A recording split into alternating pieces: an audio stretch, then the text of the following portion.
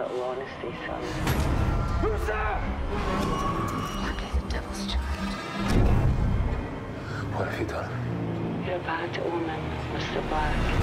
বন্ধুরা, কথাই আছে মনের গিল্ট বা ডিপ্রেশন থেকে আপনি যতই পালানোর চেষ্টা করবেন সেটি তত বেশি আপনাকে হন্ট করবে। আর এমনটাই ঘটেছিল আমাদের মুভির পাত্র এরিক ব্ল্যাকের সাথে। তো চলুন আর বেশি দেরি না করে ভিডিওটিকে শুরু করা যাক। তো বন্ধুরা, মুভির শুরুতে আমরা একটি মানুষকে জলের মধ্যে দেখতে পাই। তখন ব্যাকগ্রাউন্ডে একটি কথা ভেসে আসে যে আমি তাকে সবকিছু দিয়েছিলাম, কিন্তু সেটি তার জন্য পর্যাপ্ত ছিল না। এবং সিন এখানেই কাট হয় এবং আমাদের সামনে এরিক ব্ল্যাককে দেখানো হয় যে তার সদ্য মৃত স্ত্রীর কবরের সামনে দাঁড়িয়েছিল। তার স্ত্রী একটি কার অ্যাক্সিডেন্টে মারা গিয়েছিল। এরিক কবরের সাথে তার পছন্দের জিনিসগুলিকেও চাপা দিয়ে দেয়, শুধুমাত্র তার স্ত্রীর লাইটারটিকে বাদ দিয়ে। কিন্তু ঠিক তখনই তার কানে একটি আওয়াজ আসে। এরিক পেছন ঘুরে দেখে একটি কালো ছায়া হাতে লণ্ঠন নিয়ে দাঁড়িয়েছিল। ঠিক তখনই তার বউয়ের কবরটি নড়তে শুরু করে এবং এরিকের ঘুম সেখানেই ভেঙে যায়। এরিক তার স্ত্রীর মৃত্যুতে খুবই শোকাহত ছিল এবং তার এই খারাপ সময়তে তার পোষ্য কুকুরটি একমাত্র তার বন্ধু ছিল। এরপর এরিক লক্ষ্য করে সামনের ড্রয়ার থেকে একটি বাচ্চার কান্নার আওয়াজ ভেসে আসে এবং একটি বাচ্চার হাতকেও সে দেখতে পায়। কিন্তু এরিক যখন সেটি দেখতে যায় তখন সেখানে একটি আল্ট্রাসাউন্ডের রিপোর্ট পায়, যার মানে তার স্ত্রী প্রেগনেন্ট ছিল এবং তার দুঃখের আসল কারণটি আমরা বুঝতে পারি। পরের সিনে আমরা দেখি এরিক পেপারের মধ্যে একটি পশুপালকের জন্য ভ্যাকেন্সি দেখতে পায়, যেখানে 600টি ভেড়াকে দেখভাল করার জন্য একটি পশুপালকের দরকার ছিল, যার সাথে থাকা খাওয়া ছিল সম্পূর্ণ ফ্রি। তাই এরিক সেখানে অ্যাপ্লাই করে দেয়। এরপর আমরা দেখি এরিক সেই আইল্যান্ডের উদ্দেশ্যে বেরিয়ে যায়, কিন্তু যাওয়ার পথে সে তার মায়ের সাথে দেখা করে। কিন্তু এরিকের বাবা মা তার প্রতি খুবই ক্ষুব্ধ ছিল, কারণ এরিক তার স্ত্রী রেচেলের জন্য তাদেরকে ছেড়ে দিয়েছিল, এমনকি সে তার ধর্ম পরিবর্তন করেছিল। এরপর তার মা বলে রেচেল একজন সুবিধাবাদী মেয়ে ছিল, যেটি শোনার পরে এরিকের প্রচন্ড খারাপ লাগে এবং সে নিজেকে শেষ করতে যায়। কিন্তু ঠিক তখনই একটি ভেড়া তার সামনে চলে আসে এবং তার জবটির ব্যাপারে মনে পড়ে, তাই সে হাতের রিংটিকে সেখানেই ফেলে বেরিয়ে যায়। এর পরের সিনে আমরা দেখি এরিক একটি জাহাজে করে আইল্যান্ডের দিকে যাচ্ছিল এবং একই সাথে সে তার বউয়ের লাইটারটিকে নিয়ে খেলছিল। তাকে আইল্যান্ডে নিয়ে যাচ্ছিল ফিশার নামে একটি মহিলা, যার কথাগুলি ছিল আজব ধরনের এবং তার একটি চোখ নষ্ট ছিল। ফিশার জিজ্ঞাসা করে, তুমি এই কাজটি কেন নিলে আর এর অ্যাডভার্টাইজমেন্টটি তোমার কাছেই কেন গেল? তখন এরিক বলে, আমি কিছুদিনের জন্য একা থাকতে চাই। এরপর আমরা দেখি তারা দুজনে আইল্যান্ডে পৌঁছিয়ে গিয়েছিল এবং ফিশার তাকে চারদিকের পরিবেশ সম্বন্ধে বুঝিয়ে দেয়, যেখানে এরিকের থাকার জন্য একটি ঘর ছিল, যার অবস্থা ছিল খুবই খারাপ এবং তার সঙ্গে ছিল একটি বন্ধ লাইট হাউস। যাওয়ার আগে ফিশার বলে, তুমি কোনো কিছুর থেকে ভয় পালাচ্ছ এবং আমি আশা করব শীঘ্রই তুমি সেই ভয়ের সাথে সম্মুখীন হবে। এই বলেই সে সেখান থেকে চলে যায়। এরপর আমরা দেখি এরিক ঘরের ভেতরে প্রবেশ করে। ঘরটি প্রচন্ড ক্রিপি ছিল, কারণ ঘরের প্রতিটি দেওয়ালে ছিল ভেড়ার মূর্তি। এছাড়াও ঘরের মধ্যে না ছিল লাইট, না ছিল জলের ব্যবস্থা, এমনকি ফোন পর্যন্ত কাজ করছিল না। এরপর এরিক জল নেওয়ার জন্য সামনের একটি কুয়োতে যায়, যেখানে একটি রিং সমেত লকেটকে সে খুঁজে পায়। এরিক লক্ষ্য করে আইল্যান্ডের চারপাশে একটি আজব ধরনের নকশা আঁকা ছিল, যেটিকে সে ইগনোর করে ঘরে চলে আসে এবং নিজের জন্য চা বানিয়ে ভেড়াদেরকে খাবার দেয়, যাতে সে কাজটিকে শুরু করতে পারে। কিন্তু তার পোষ্য কুকুর জায়গাটির সাথে মানিয়ে নিতে পারছিল না। এরপর আমরা দেখি রাতে এরিক উপরের ঘরে যাওয়ার চেষ্টা করা বলার কারণ হলো এরিকের উচ্চতায় ভয় ছিল, কিন্তু কোনো রকমে সে উপরে উঠে আসে এবং দরজাটিকে বন্ধ করে দেয়। কিন্তু তার পোষ্য কুকুরটি দরজার দিকেই তাকিয়েছিল। রাতে আবারও এরিকের দুঃস্বপ্ন আসে, যেখানে সে নিজের স্ত্রী আর সেই কালো রঙের ছায়াটিকে দেখতে পায়। যার পরে এরিকের স্ত্রী বলে, তুমি আমার সাথে এমন কেন করলে? এই বলতেই এরিকের ঘুম ভেঙে যায় এবং সে বুঝতে পারে এটি একটি দুঃস্বপ্ন ছিল। এরিক যখন নিচে আসে তখন একটি চায়ের গ্লাসকে দেখতে পায়, যেটি দেখার পর সে অবাক হয়, কারণ দূর দূরান্তে সেখানে কেউই ছিল না। তাহলে এই চাটি বানালোটাকে? এর পরের সিনে আমরা দেখি ভেড়াগুলিকে খাবার দেওয়ার সময় এরিকের কানে ফুসফুসানির আওয়াজ আসে এবং একই সাথে ভেড়াগুলো চিল্লিয়ে ওঠে। তখন এরিক জিজ্ঞাসা করে, এখানে কে আছে, সামনে আসো। এবং মুহূর্তের মধ্যেই ভেড়াগুলি শান্ত হয়ে যায়। এরিক একেবারেই ফ্রাস্ট্রেটেড হয়ে গিয়েছিল, তাই সে ঘরে এসে চাটিকে ফেলে দেয়, কারণ এই কাপটি তার স্ত্রীর ছিল। এরপর এরিক যখন বাইরে আসে তখন লাইট হাউসের পাশে ফিশারকে দেখতে পায়, যে কোনো সাড়া না দিয়েই সেখান থেকে চলে যায়। এরিক যখন লাইট হাউসের সামনে যায় তখন তার দরজা বন্ধ ছিল এবং সেখানে একটি পশুর কঙ্কালকে দেখে এরিক ভয় পেয়ে যায়। এরপর আমরা দেখি রাতে এরিকের হাতে আগের পশুপালকের একটি ডায়েরি ছিল, যেখানে কিছু ভয়ানক আকৃতির ছবি সে দেখতে পায়, কিন্তু এরিক সেটিকে ইগনোর করে। পরের দিন সকালে এরিক যখন নিচে আসে তখন শকিংলি তার মাকে নিজের সামনে দেখতে পায়। তার মা কিচেনে খাবার তৈরি করছিল।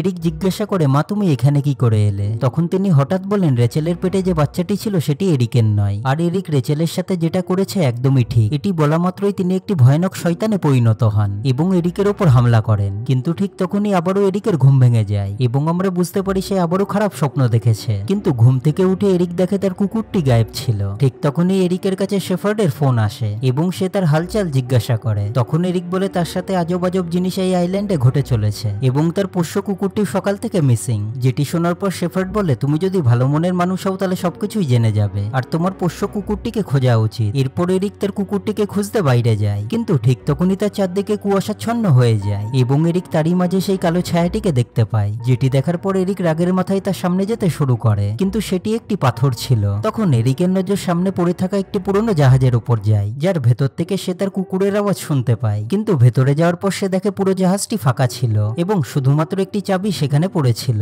যেটি এরিক নিজের কাছে রেখে দেয়। কিন্তু ঠিক তখনই এরিক তার পেছনে একটি কালো ছায়াকে অনুভব করে, কিন্তু সে কোনো কথা না বলেই সেখান থেকে বেরিয়ে যায়। এরপর বাড়িতে এসে এরিক সে ডায়েরিটিকে আবার চেক করে এবং তার মধ্যে সেই কালো ছায়া তার কুকুরের ছবিটিকে দেখতে পায়, যেখানে লেখা ছিল আমাকে খোঁজো। যেটি দেখার পর এরিক ভয় পেয়ে ডায়েরিটিকে জ্বালিয়ে ফেলে। এরপর এরিক সেই চেনে বাঁধা রিংটিকে দেখতে শুরু করে, যেটি সে কুয়োর পাশ থেকে পেয়েছিল। কিন্তু শকিংলি সে দেখে সেই রিংটি তারই, যেটিকে সে আইল্যান্ডে আসার আগে ফেলে দিয়েছিল। এর জন্য এরিক রেচেলের কাছে ক্ষমা চায়। এরিক প্রচন্ড ভেঙে পড়েছিল, কিন্তু ঠিক তখনই ফিশারের আবারও কল আসে। এরিক বলে সে বাড়ি যেতে চায়, কারণ এই আইল্যান্ডটি তার কাছে একটি জেলখানাতে পরিণত হয়েছে। তখন ফিশার জিজ্ঞাসা করে কেন, যার পর এরিক আসল সত্যটি বলতে শুরু করে। আসলে বন্ধুরা, সেদিন এরিক মদ খেয়ে গাড়ি চালাচ্ছিল এবং রেচেলের সাথে তার ঝামেলা শুরু হয়। ঠিক তখনই এরিকের হাত স্টিয়ারিং থেকে সরে যায় এবং গাড়িটি নিচে গিয়ে পড়ে, যার ফলে রেচেলের মৃত্যু হয়। এরপর এরিক বলে সে রেচেলকে মারতে চায়নি, এটি একটি অ্যাক্সিডেন্ট ছিল। কিন্তু ফিশার বলে তুমি শুধু রেচেলকে নয়, একটি ছোট বাচ্চাকেও মেরেছ আর তোমার শাস্তিরটাই মেশে গেছে।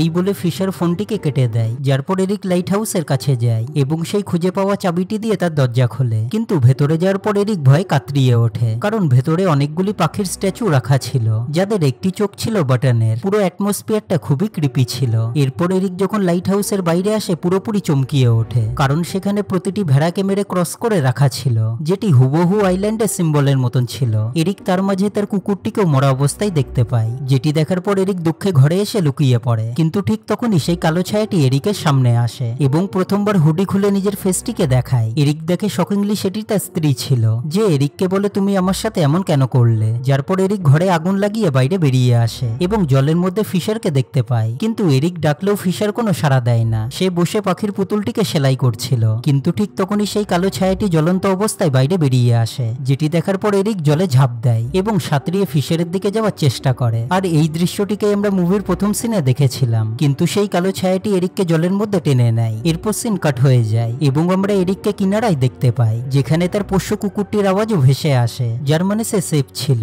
সেখানে আমরা পুলিশকেও দেখতে পাই যে এরিককে উদ্ধার করে। পরের সিনে আমরা এরিকের সামনে একটি ডিটেকটিভকে দেখতে পাই, যেখানে এরিক নিজের ভুলটিকে মেনে নেয়। আসলে বন্ধুরা, সেদিন গাড়ি একটি পাহাড়ের চূড়ায় গিয়ে আটকে গিয়েছিল, যেখানে এরিক সেফ সাইডে থাকায় নেমে গিয়েছিল, কারণ তার উচ্চতায় ভয় ছিল। কিন্তু তার স্ত্রী তখনও গাড়ির ভেতরেই ছিল এবং গাড়িটি তখনই নিচে পড়ে যায়। তার ওয়াইফের লাশটি জলে ভেসে যাওয়ায় কখনো খুঁজে পাওয়া যায়নি, তাই তার প্রিয় জিনিসগুলিকে কবর দেওয়া হয়েছিল। যার পর ডিটেকটিভ বলে তারা আইল্যান্ডে ফিশার বলে কাউকেই খুঁজে পায়নি। যাওয়ার আগে ডিটেকটিভ বলে তুমি যদি কাউকে কল করতে চাও করতে পারো। কিন্তু ঠিক তখনই সেখানে কল আসে, অপরদিকে ফিশার ছিল। ফিশার বলে তুমি আইল্যান্ডের রুলটিকে ভেঙে ঠিক করনি, মানে সেখান থেকে পালিয়ে। কিন্তু এরিক বলে আমি সবকিছু কনফেশন করে নিয়েছি আর আমি আইল্যান্ডের জেলখানা থেকে মুক্ত। কিন্তু ফিশার বলে তুমি আইল্যান্ড থেকে পালাতে পারলেও তোমার কর্ম থেকে কখনো পালাতে পারবে না, আর শাস্তি তোমাকে পেতেই হবে। এরপর আমরা দেখি পুলিশের কাছে সেই ডায়েরিটি চলে এসেছিল, যেখানে এরিকের ব্যাপারে সবকিছু লেখা ছিল। অপরদিকে ফিশার আইল্যান্ডের ঘর থেকে একটি চাকু তুলে এরিকের মার কাছে যায়, যার মানে সে এরিকের মাকে মেরে সব দোষ এরিকের ঘাড়ে চাপিয়ে দিয়েছিল।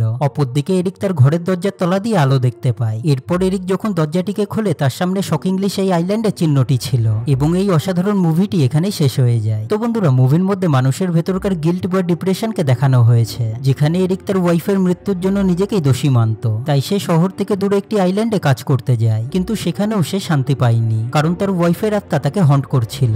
অপরদিকে ফিশারকে আপনারা লেডি অফ জাস্টিস হিসেবে ধরতে পারেন, যে ন্যায় আর সত্যের প্রতীক। আর আমার মতে এই দুজনেই এরিকের ইমাজিনেশন ছিল, যেটি এরিকের গিল্টের কারণে তৈরি হয়েছিল। কিন্তু লাস্টের সিনটিকে দেখার পর সবকিছু সত্যি বলে মনে হতে পারে। আর এই সম্বন্ধে আপনাদের কি থিওরি নিচে কমেন্টে অবশ্যই জানান। তো বন্ধুরা, যদি আপনাদের ভিডিওটি ভালো লেগে থাকে তাহলে আমার চ্যানেলটিকে লাইক শেয়ার আর সাবস্ক্রাইব করে দিন, কারণ চ্যানেলটিকে গ্রো করতে আপনাদের সাপোর্ট খুবই জরুরি। তো চলুন, আবার দেখা হবে নতুন কোনো ভিডিওতে। Take care.